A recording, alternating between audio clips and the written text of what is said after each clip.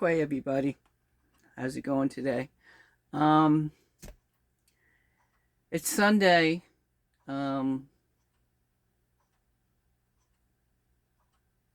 the 18th. Sorry, my mind is just, I'm doing this video because I saw something yesterday and this morning that really, it upset me because it's so unnecessary. And we as protesters, okay, there are certain ways that we have to be. If we're going to be a peaceful protest, then we have to be peaceful. Okay, and what I'm speaking about what happened to this Jake Long or something. He's uh, a racist, okay, and he's very pro, ICE and all that. And he went to Minneapolis to hopefully, he was hoping that he was going to get all his kind. We're going to rather God, see, I swear I can't speak sometimes. It just, words just does not come out the way I really want them to come out. But gather together and protest for ICE. That they're doing the right thing, and they're you know and then I saw a video earlier that Don Lemon did, where he was interviewing a white man, and the white man was talking about how ICE is just doing the right thing. He's legally getting these people, these criminals, and they're asking for their for their passport. They're looking at their whether they're a citizen or not. They don't this man believed all this, because that's the propaganda that the administration wants everybody to believe. But that's not what's really happening.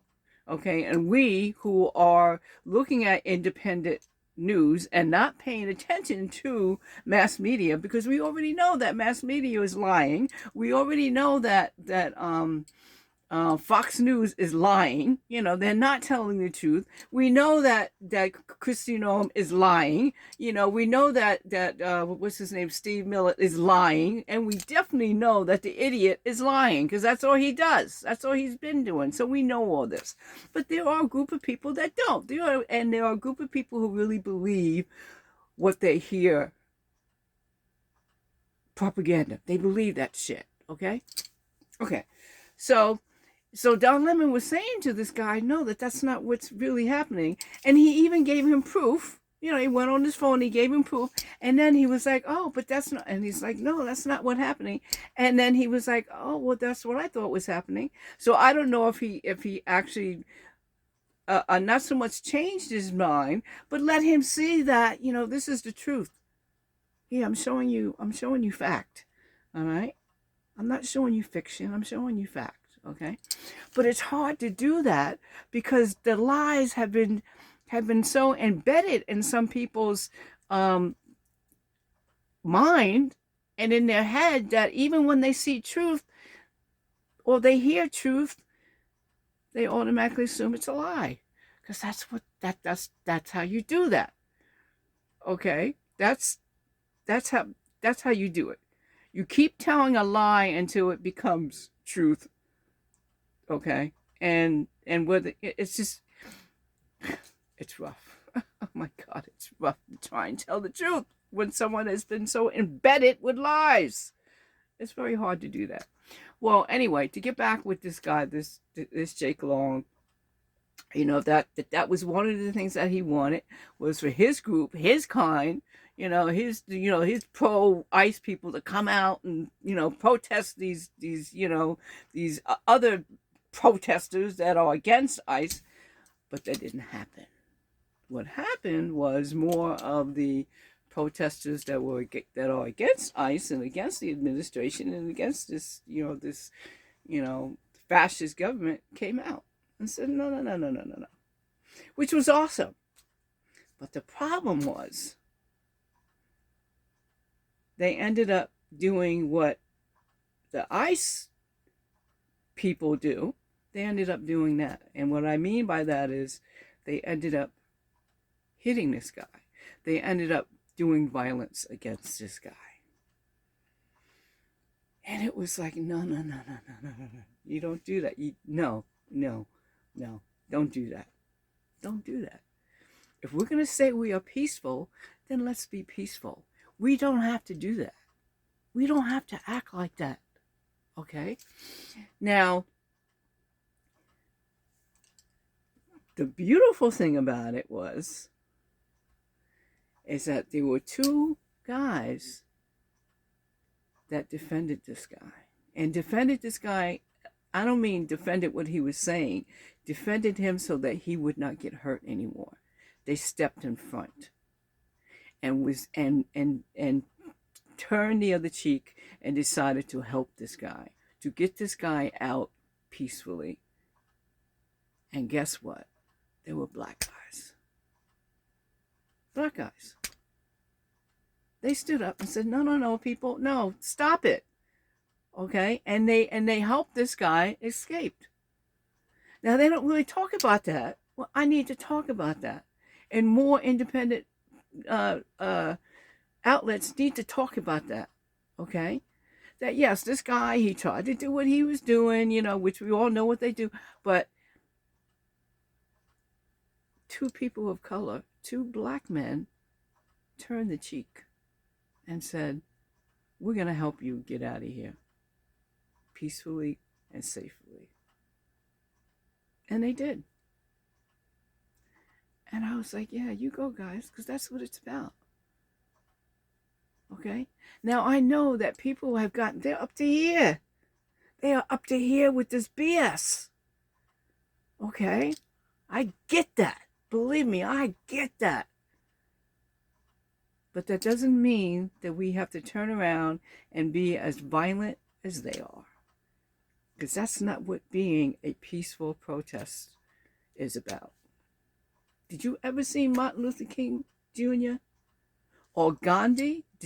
Gandhi, the founder of peaceful protest, did you ever see him show any kind of violence? No. No, they didn't. Because it's not about that. It's about being peaceful. It's about doing things. Look at these monks that have walked all the way from Houston, Texas, I think it was, Houston, Texas. Now I think they're in South Carolina or North Carolina now, on their way up to D.C. They're peacefully. There was really one guy that I saw. There was a video of this one black guy that stood out front and were telling them, about Jesus, that, if you don't have Jesus in your life, then what you're doing isn't right. And it was like, come on, dude. They do have Jesus in their life because they're doing exactly what Jesus would have done.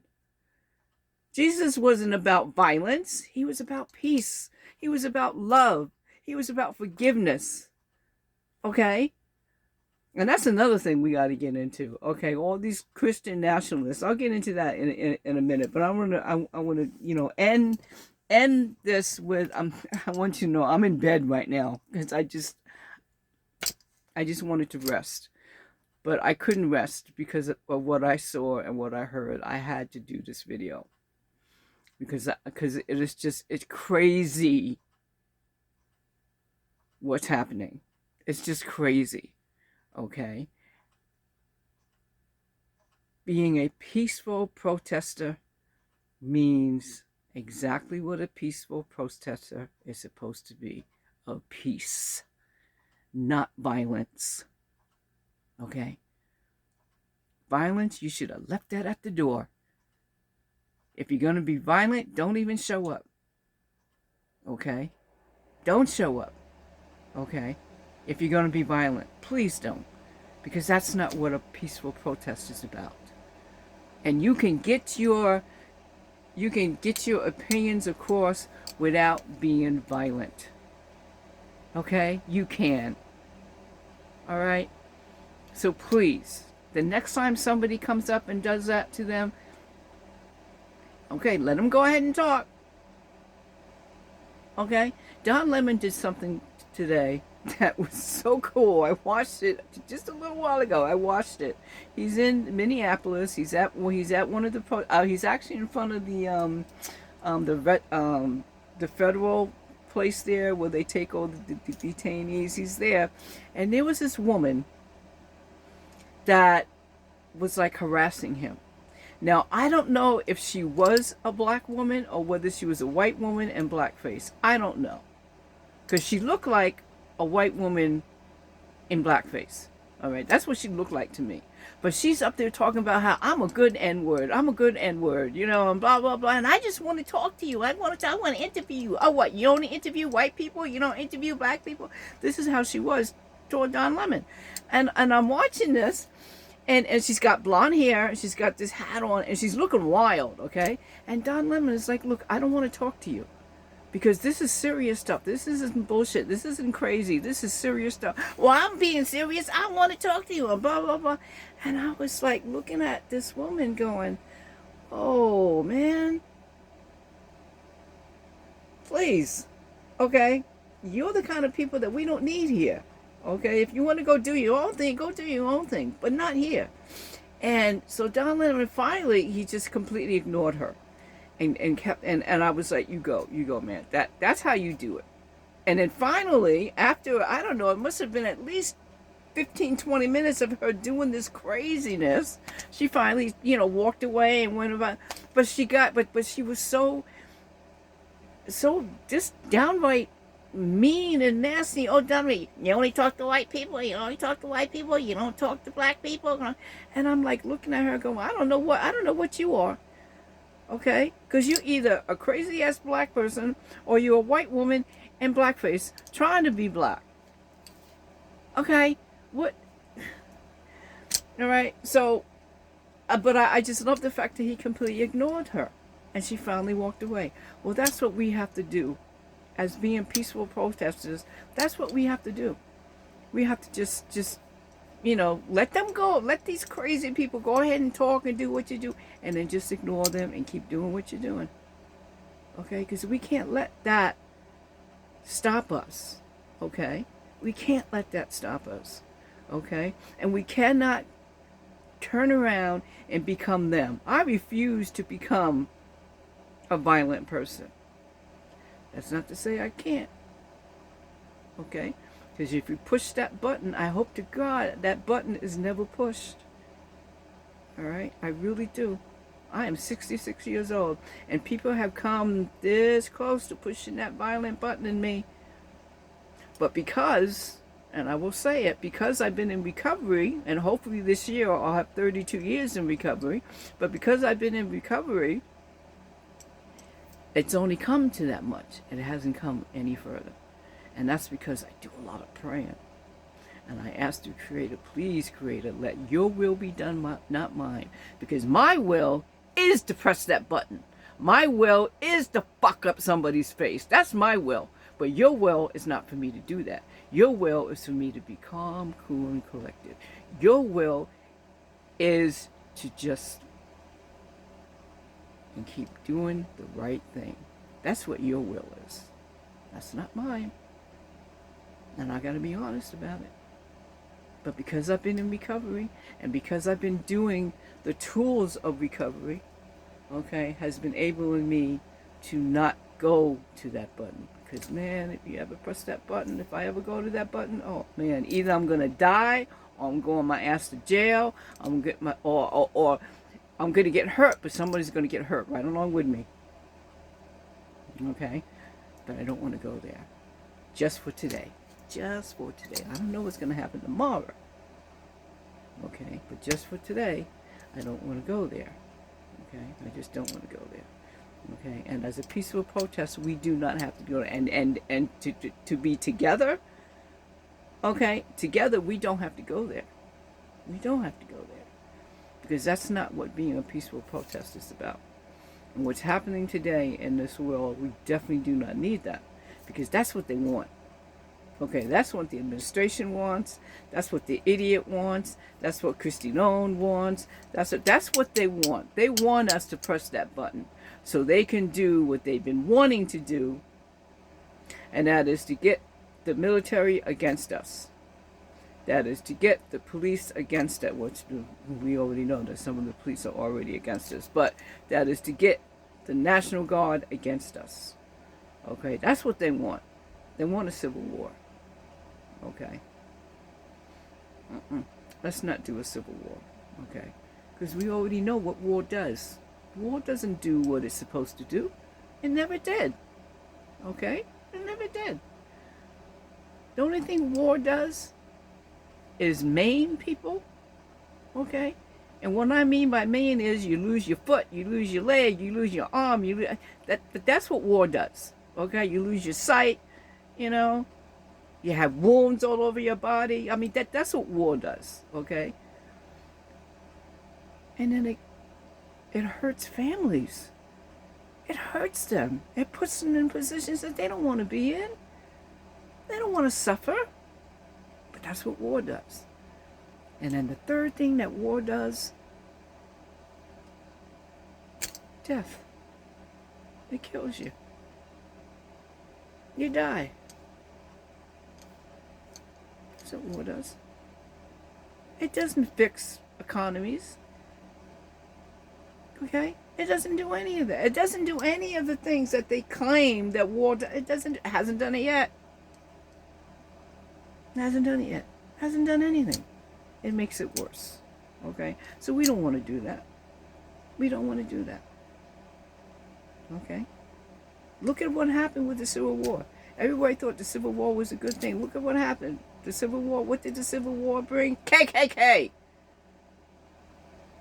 Jim Crow!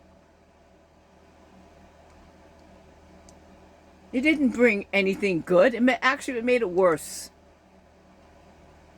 All right? So we don't want that. What we want is peace. All right? Now, white supremacists don't want peace because they want it all to be for white people. Their kind, white supremacists, not the white people that are against the white percent. They don't want them, so they're part of the other one. They want the only kind of people that believe that white people are the only ones that are supposed to have the power. That's what they want.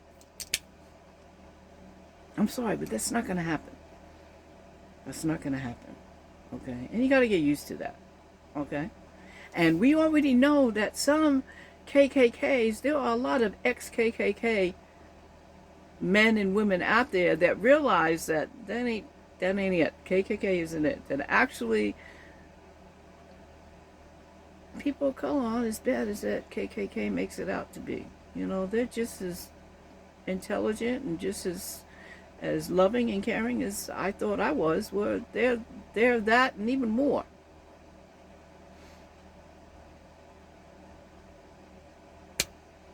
Go figure, right? Go figure. Okay, so let's get, I'm still probably going to end up talking about that, but let's talk about Christian nationalists. Okay, let's talk about that. The main thing I want to talk about Christian nationalists is that I want to ask you, do you guys really read the Bible? Do you? Now, I've only read little bits and pieces of the Bible because I don't really believe in the Bible, okay? Because the Bible was, number one, it was written by man, okay? And men have a tendency of not really writing what is actually being said, okay? Especially if it's not really what they want to hear. They'll change it.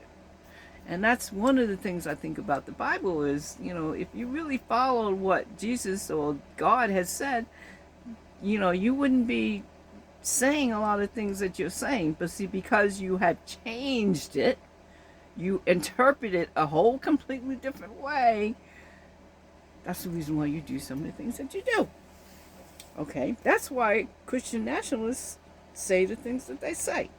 But if they really paid attention to the Bible, okay, then you would know that, number one, Jesus is not white. He's not. Never was. Okay? Look at where Jesus comes from. He did not come from England. He didn't come from Germany. come from Russia, Scotland, Ireland, Finland. He didn't come from there. He came from the Middle East. Okay. Now, what I had read is that he was a Hebrew. And back in that time, they were brown-skinned people.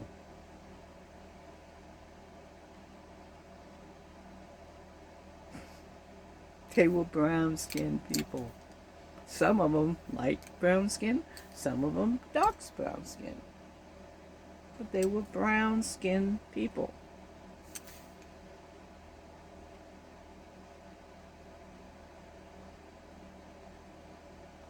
They didn't have blonde hair.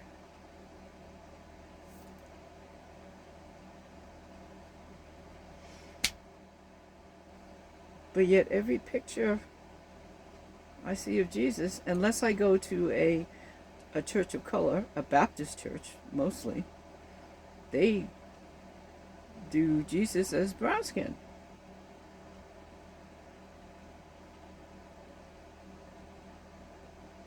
Now, you don't hear that when you hear Christian nationalists. They say he's white. Just like Santa Claus is white. That really freaked me out. Because even as a kid, you know, even though they would show Santa Claus as a white man, I never really paid attention to that. I paid attention to what the meaning of Santa Claus was. He was a fun-loving, you know, guy that gave out presents and stuff like that. That's what I knew. I didn't care what he was white or whatever. Okay, that's how Santa Claus was. Okay? But what does it say Santa Claus was white? Because now all of a sudden you see some black Santas. Okay, so what? You see some native Santas. Okay, so what? Because it's not about the color, it's about the meaning, the symbolism of what Santa Claus was. So it really freaked out. And then to be on national television and say that. Oh my God. What was her name? Kelly, whatever her name was. A disgusting human being. It's just so funny. It's just so funny that they're so hung up on this color thing. Okay? They're just so hung up on it. What's the difference? Why are you making such a big deal of it? Well, you're making such a big deal of it because then it makes what you're saying, the negative things that you're saying, true. And it doesn't. It just doesn't. Okay? It just doesn't. You know? Whether I believe in the Bible or not, it's okay. But the thing of it is that in the Bible, they describe him as being, you know, his hair is like wool. Okay, his skin is brown. Okay, that's how they describe him in the Bible. Okay, alright, fine.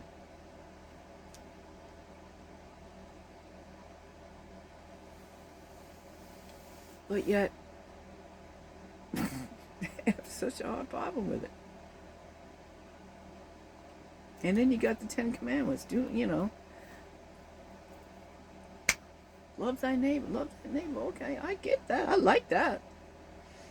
But it doesn't say he has to be white, or he has to be a Christian, or he has to be not gay, not transgendered, you know, not a drag queen, you know, none of that. It just says love thy neighbor.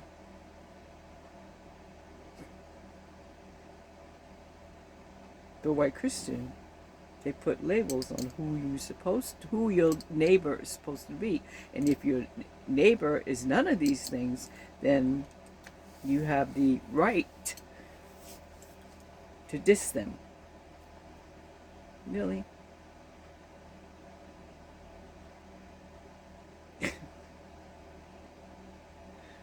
my gosh. It's amazing. And even in the Bible, even though they say how, abortion is an abomination, but in the Bible, they still, I forget which, and whoever my friends out there who are, um, know the Bible, there is a couple verses where they talk about that, abortion is okay. That's you have to do that sometimes. That there are certain incidences that abortion is acceptable. Okay. Um, my whole thing about that is that women have a choice. It gives women a choice. It gives women a choice. Okay. It gave me a choice. Back when I was 17 years old, I had an abortion because I was 17. I was a senior in high school. I had sex with somebody, intercourse. It was my first time I ever had intercourse. It hurt like hell. I did not realize that that's, I thought it was supposed to feel good, and it didn't. And 4 weeks later, I found out I was pregnant. I was like, oh my God, really? Jeez. And so I went to my mother, and my mother took me to the gynecologist. And the gynecologist, did the tests and everything to make sure that's really what I was. And yes, I was. And he gave me 3 choices. The first choice was to have my child and bring up my child. The second choice was to give it up for adoption. And the third choice was to have an abortion. And he told me, it was me and my mother was in the office, and he told me, now I want you to go home with your mom and, talk about it and see, what it is that you would like to do, and then come back and we'll just, tell me what your decision is, and we'll go from there. And I just looked at him, I said, I already made up my decision. And he was like, oh, okay. I said, I want an abortion. And he was like, are you sure? And my mother just sat there, and she said, are you sure that's what you want to do? And I said, yes, because number one, if I have the baby, you're the ones that's probably going to end up bringing the baby up, because I'm 17 years old. I'm still in high school. I want to graduate high school. Number one. Now this was in 1976. I want you to understand this is in 1976 when this happened, because abortion was what was it, 1970, 71, when it was finally legal. Okay, so this is 1976. And I said, and for adoption, that ain't gonna happen. I'm not gonna have that happen, because I myself was adopted. Okay, the difference with me was I was adopted in my same family. What I mean by that is my biological mother, her uncle was my father, which he would have been my great uncle. So I stayed in the family. Like I've always said, I was born a Cuffee, and I stayed a Cuffee. Okay, that never went anywhere. Okay, that stayed there. So my great uncle and my great aunt became my mother and father. Okay, and which was the most beautiful thing that could have happened. The good thing about that is that my parents told me from the beginning. I did not have to find out when I was in my 30s or 40s, find out, oh, you're not my gift. Oh my God, I thought you were my biological, but no, that didn't happen. I knew from a child that they were not my biological parents, but I knew from a child that they were my parents. Okay, they were the ones who brought me up. Okay, and they love me unconditionally. Okay. All right. So I said, so that's not going to happen. So, abortion. So he said, okay. They worked out the where I was to go that following weekend. We were thinking it was a Saturday. I went to, there was a clinic up in Garden City, I think it was, and and we went there on Saturday morning. We had to be there at 7 o'clock in the morning, so we got there, and I'm telling you this right now, it was the most. I'll never forget it. It was the most. What words can I use for it? It was absolutely horrendous experience I've ever had. And I've had a lot of experiences in my life, good, bad, and indifference. This one was a really bad one. It really was. We get there, and there's at least 20 or more people out in front of this clinic with these pictures, disgusting pictures, okay? And they're telling my parents, don't let her do it. Don't do it. You don't have to do this, blah, blah. They're calling my mother every name in the book because she was allowing me to do this. Okay. And when we got out the car to walk through this gauntlet of disgusting human beings, all right, calling my mother every name in the book, calling me, you don't have to do this, and you're a disgusting person, and I mean, just really vile. It was just vile. So we get into the clinic after going through this gauntlet, and there must have been about maybe 15 or 20 of us that were there, and I would say the youngest that was there was about 12 years old, and the oldest, she must have been like in her 30s or something like that. So we go into the room, and we fill out whatever papers we had to fill out, and so we're in the waiting area, and I remember sitting there, and all of a sudden we started hearing crying, and I mean sobbing, just crying, and come to find out there were two Hispanic girls. One was 12 and one was 14, and they both were impregnated by a family member. Okay. And they, speaking Spanish, were just, saying these, I couldn't understand what they were saying. I don't speak Spanish. I really couldn't understand what they were saying. But basically, what I remember later, what we found out was that the 14-year-old could have the abortion. The 12-year-old couldn't because she was too far. And I think back then, if you were 12 weeks, you couldn't have the abortion. Okay. And she was over 12 weeks. And the older sister said that she wouldn't do it then. If her sister, her younger sister, can't have it, then I don't want it, because and they were like, no, you have to have it. So that was like a horrible thing, and they're like crying and everything. And I remember I looked up, and there was a woman directly across from me. It was a white woman that was directly across from me, and I would say, okay, I'm 17, I think she was like 25, 26 years old. We like kind of locked eyes, and both of us are crying. And I think we both were thinking, oh my God, is that going to happen to us? Because we still hadn't gone in to get examined if that was going to happen to us. But luckily it didn't. We were at that limit where we could have the abortion. Okay. So I had the abortion, and it's only a couple hours. We're only there. I would say that I was there like at 7. I think I was out of there by noon, and on my way home. And so I get home, and they were only at the time, besides my mother and my father and my sister, the only other persons that knew that this had happened to me was I let two of my friends know. My best friend brother, his name was Donald Johnson. He was my cousin, but I called him brother. He knew, and then another friend of mine that we grew up as kids, from kindergarten on up, Linda Bailey. Those are the only two people that knew.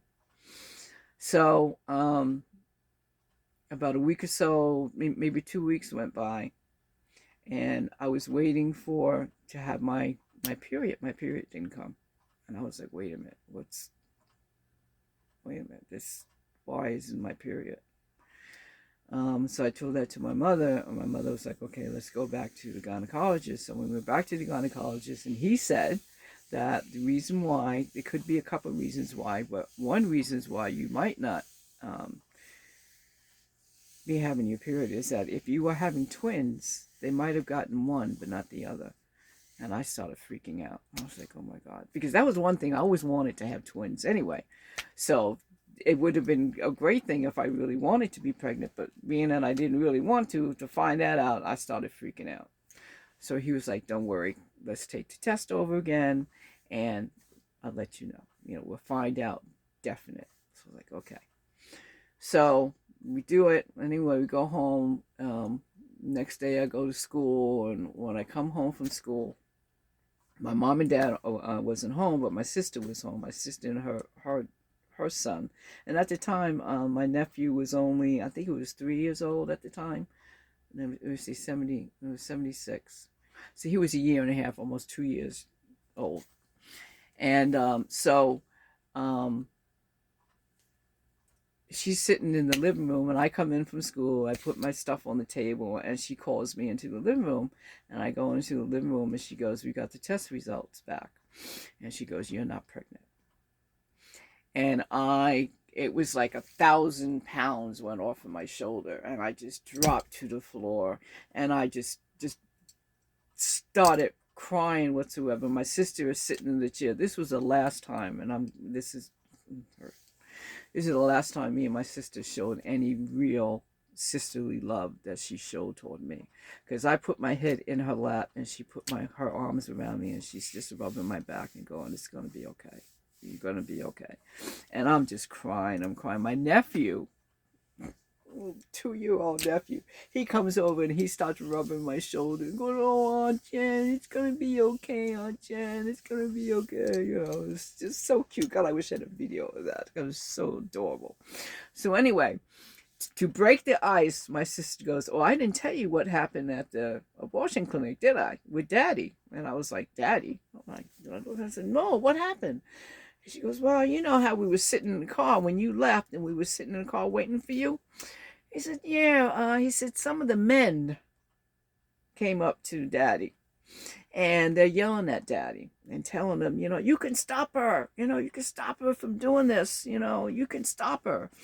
And she goes, and Daddy just kind of looked at him. Now, he was reading the paper at the time, and she kind of said he put the paper down, and he rolled down the window. And they say, man, you can stop her, man. You can stop her from doing it.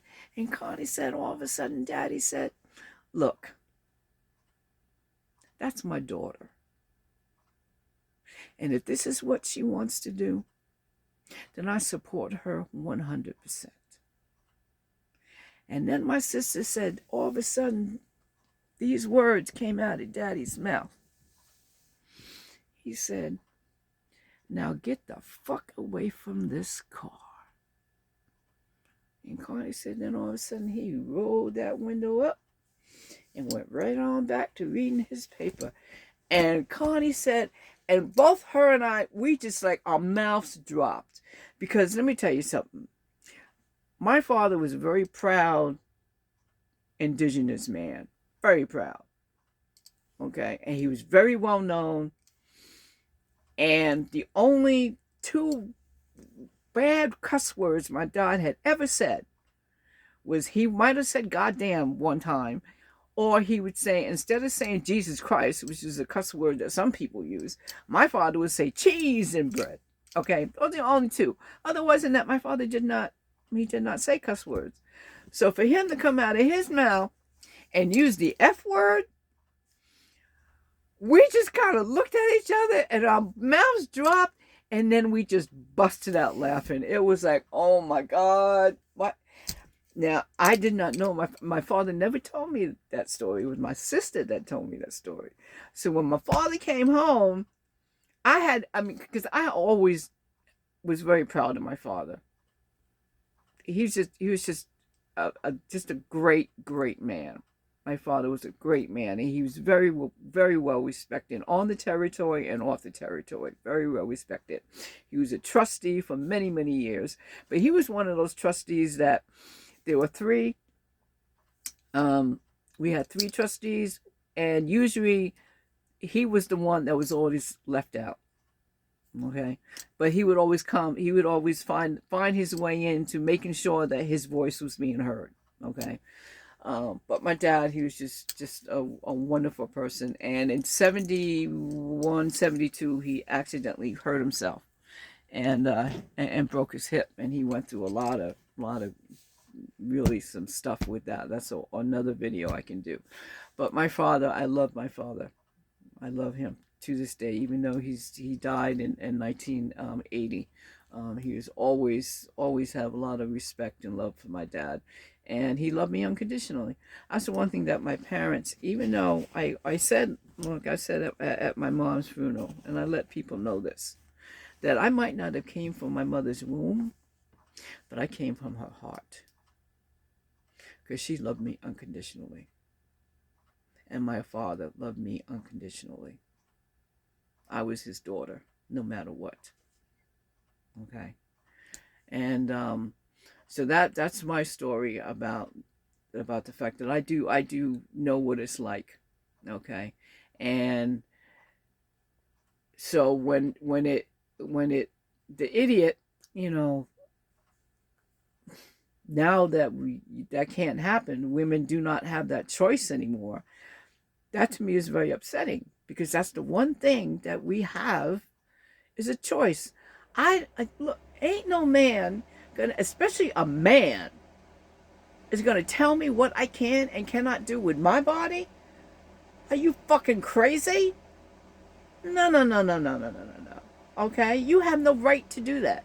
Just like I have no right to tell a man what to do with his body. I have no right to do that. Okay? The gift that has been given to each and every one of us is the gift of choice. And no one has no right to take that away from you. No person, no company, and goddamn it, no fucking government. You have no right to do that.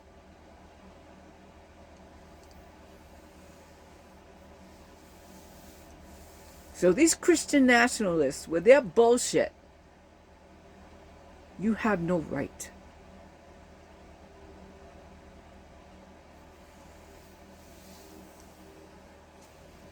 You have no right.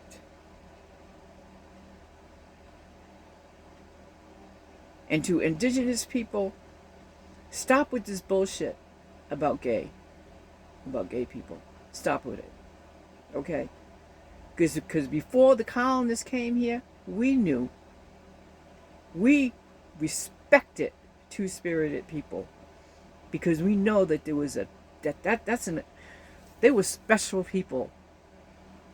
Okay? Because they had both male and female. We didn't disrespect them, we revered them. We honored them. Okay? Because they had those two spirits. And it wasn't until the colonists came over here and we started assimilating into their culture, all of a sudden we have a problem with gay people? Really? Stop it.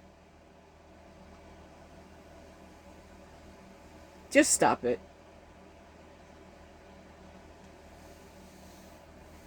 And these transgender people, they are born that way. They didn't choose to be that way. They are born that way. And there's nothing wrong with that. There's a reason why they were born that way. And instead of us trying to change them, why don't we find out really who these people are? Okay? Why don't we listen to them? Get to know them. Get to understand them. Instead of trying to change them. Instead of trying to say that their lifestyle is wrong because the Bible says so. The Bible don't even say that. It might have, maybe there's one verse about abomination, but it still says in the Bible, love thy neighbor.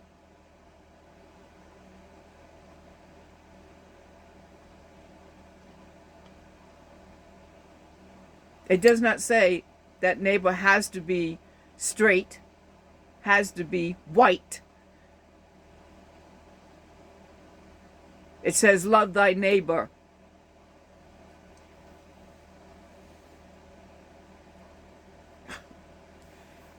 Stop with the bullshit.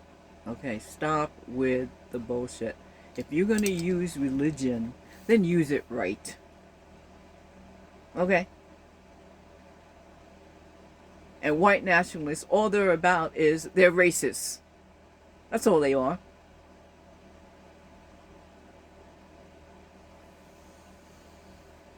They just call themselves Christian nationalists. My mother was more of a Christian in her little fucking pinky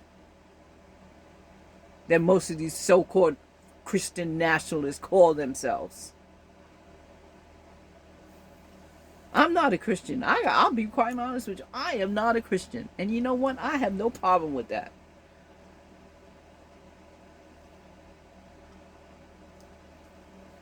I'm more than that, okay? I'm a human being that believes in the rights of people.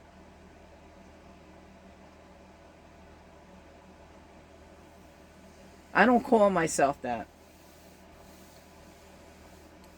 Okay, because I still have other... and I remember how I used to be. And I don't ever want to be that person. But I know that if I don't do the Creator's will, I'm going to end up being that person again. You don't want that person back in. You don't want that person. You really don't. Okay? I love who I am today. That was the one thing that my parents instilled in me, is that I have to love myself before I can love, care, be there, take care of people. I have to do all that for myself before I can do that for somebody else. Okay, I know that. And to the best of my ability, I do that. To the best of my ability. Okay. I don't try to do anything anymore. I just do it. And I'm thankful for my sister, my older sister, taught me that. In early recovery. She's got many years in AA. I have 30, hopefully, knock on wood, 32 years coming this April in Narcotics Anonymous. And in early recovery, I used to use the word a lot. I try and do this and I try and do that, blah, blah, blah, blah. And I remember talking to my sister on the phone about it. And she said something to me that was like, okay. She said, okay, Jennifer, I want you to take a book and put it on the ground. And I did it. And she said, okay. She goes, now try and pick it up. So I picked it up. And she goes, oh, you actually picked it up? And I said, yeah. Oh, she goes, so you didn't try to pick it up. You actually went and picked it up. And I went, and that light bulb went off in my head. And I was like, oh, okay, I get it. I get it. And since then, I work on not using that word a lot. There are sometimes, I use it because, in certain ways you have to use that word, But most of the times I don't. Because I don't try and do anything. I just do it. And if I don't do it, I don't do it.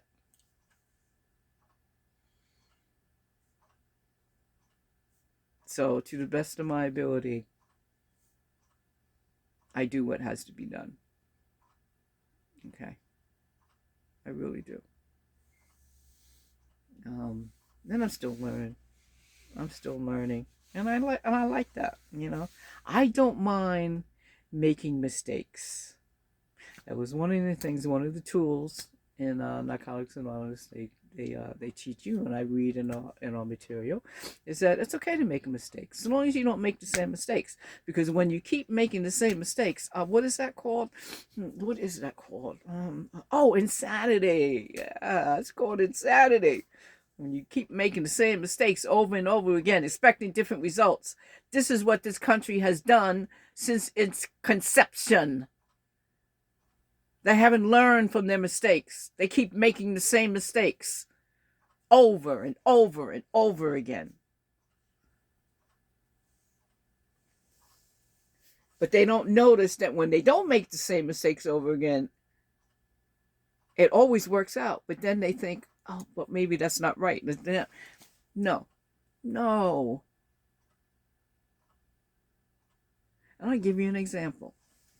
Something was said that they tell, community of colors, that why don't you have your own town or do your own thing, leave us alone, you guys. So they go and they do it. And then what happens? Let's go back in history. What history when it comes to black towns? They didn't like it. They didn't like that these black towns were flourishing. They had their own banks, they had their own schools, they had their own hospitals, but they were flourishing. They were happy. Oh no, we didn't want that to happen. So they burned them down. Look at the Osage people. Look at what they did to indigenous people. Okay? When they live on their own territories. Oh, they didn't like how they were living because they were happy. And they had their own food source, and they had their own medicine, and they had we can't have that. They're too happy. So what did they do? Massacre. Trail of Tears. Look at what they did, and they're still doing it to this day. You want an example? I'll give you an example. Those 4 indigenous men that were detained. What are they doing? They let one go, but what are they doing with 3 of them? They're holding them hostage and trying. Okay, now this is one word I'm going to try. They're trying to make the Oglala Sioux break a treaty that they've had for over 150 years, trying to break this treaty to give the Homeland Security the authority to have their thugs come up on their territory and decide who can be deported or not. Bullshit.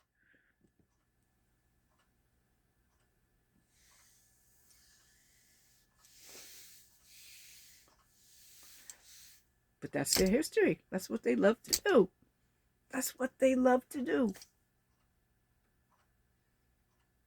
They gave indigenous people the right to have casinos, but when they were finally doing really good with the casinos, what did they do? They try and make them either close them down, or they try whatever they can to make it so that it's not working. And the idiot, we forget what the idiot did, got in front of the Senate, talking about how they don't look Indian to me. Those Pequots, they don't look Indian to me. Get the fuck out of here, idiot.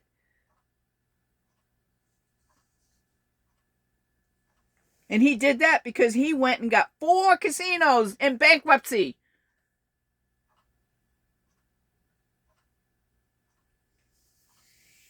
So whenever people of color finally do what they need to do for themselves, but the moment it works out so good for them, you white supremacists can't stand it.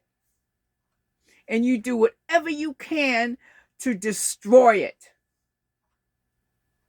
And by doing that, do you realize that you're destroying yourself?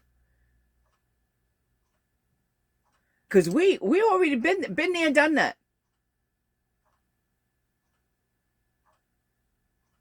It's never going to destroy us. It's not going to. I'm not going to say the word never. I'm sorry. I'll take that up. Forget that. To the best of our ability, it will not destroy us. Okay? And we've actually have proved it. That's why you keep doing what you're doing, because you can't stand it. You just can't stand it.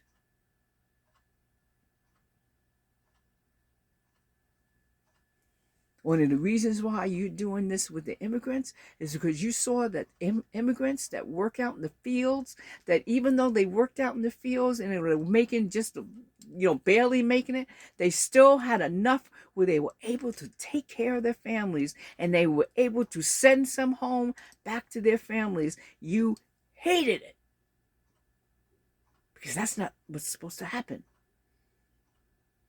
But they proved you wrong. Just like we proved you wrong. My nation, Shinnecox, okay? They stole all our land except for one piece of land. Well, actually two, but one piece of land. And they thought by putting us on a swamp area, by putting us there, that will go. Guess what? We put them there, they will die, and then we will have all of it. That's what we'll do. We're gonna put them in the swamp area and let them kill. They're gonna get swamp fever and they're gonna die. And guess what happened? We didn't. Oh shit! They didn't. They're actually thriving to a certain extent. We are. Okay. Because we still have our problems. We're having a lot of problems. A lot of people living in houses that had mildew and everything, and it was killing them. And then they came up on our territory and gave us had potatoes. We had all these potato fields. What was the thing about having all these potato fields is that we had all these chemicals called Temet. Okay, and next thing we know, a lot of our people were dying from cancer. So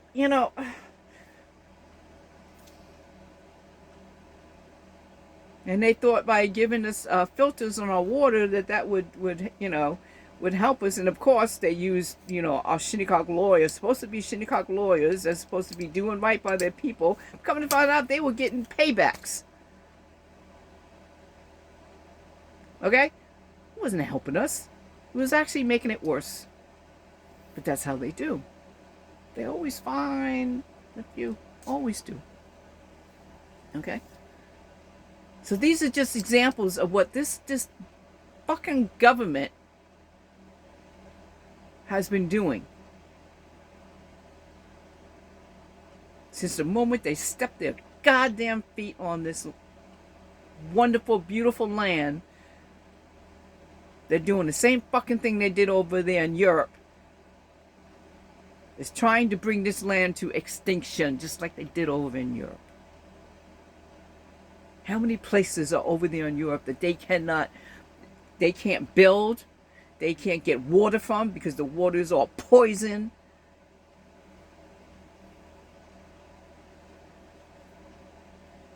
I mean, it's still happening. It's happening here. And now what are they trying to do? They're trying to find Mars. Maybe we can move to Mars. But I hope you, get a space station.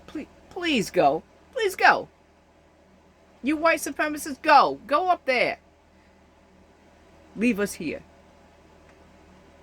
So we can bring our land back to the way the Creator had expected it to be.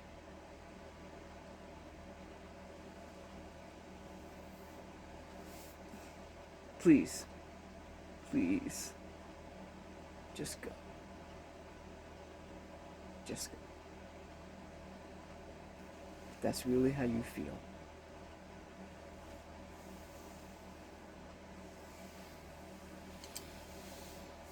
Okay. Whew, man. That was a lot, but I had to get that out. I've been having that. That's been in me for quite a long time, but I had to get that out because I'm really hoping that this reaches somebody that helps somebody and they get a little more educated about what's going on. Because what I'm saying, I'm telling you, this is my truth. Okay? This is my truth.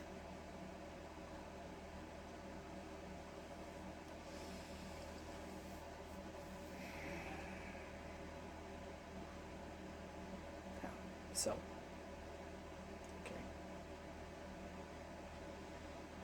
we still have a lot of work to do. We have a lot of work to do. And we have to do it together. We have to do it together. And if we're gonna, the fact that we are peaceful, we have to do it in a peaceful way. We cannot give them ammunition that is going to backfire against us. We can't do that, because that's what they want. That's what they're looking for. They're looking for anything to backfire.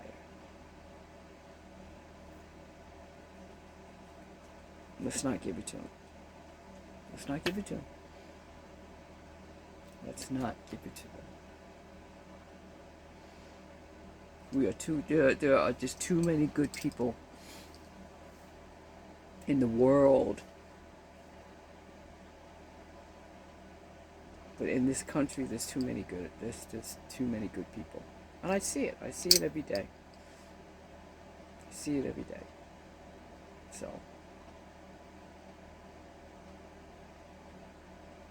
And the thing of it is that we don't have to do it alone. We are never, this is one time when I will use that word, we are never alone.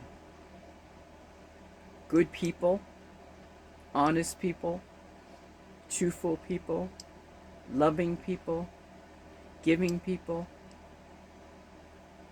we're not alone. We're not alone. Okay? All right. I'll probably do something tomorrow, because I'm kind of wild up right now. Because it's just, God, we gotta do.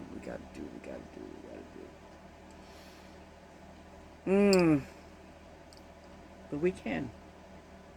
Just know that we can. Like Barack Obama's, President Obama's campaign slogan, we can. Yeah, we can. We can. We've already proved it. There are a lot of things in history that has proved it, that we can. So, just keep on doing it. Just got to keep on doing it. Alright? And we can do it in remembrance of our loved ones. Okay? Alright. If no one has told you that they love you, I love you. I care for you. I'm here for you. Alright? I'm here for you. Huh? I'm here for you. I may not like you. And unfortunately, there are some of you that I don't like. But I love you. I do love you.